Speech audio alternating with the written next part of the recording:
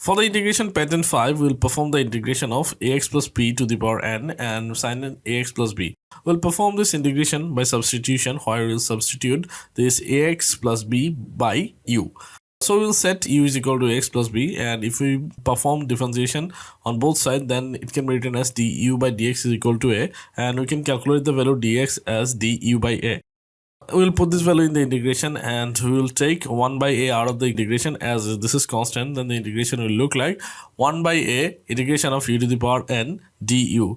Now this u to the power n can be integrated with respect to du as u to the power n plus 1 divided by n plus 1, and finally this u can be replaced by the value ax plus b. So finally the result of integration of ax plus b to the power n is 1 by ax plus b to the power n plus 1 divided by n plus 1 plus the integration constant c. In the similar fashion, we can perform the integration of sin ax plus b into dx. At first we will set u is equal to ax plus b.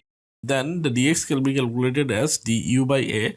Again we will put the value of dx ax plus b in the integration, and the integration will look like 1 by a sin u into du. Here we have taken 1 by a out of the integration, as is this constant. Then this integration of sin u with respect to du will be minus cos u, and if we replace the value of u as ax plus b, then the integration will look like minus 1 by a cos ax plus b plus the integration constant c.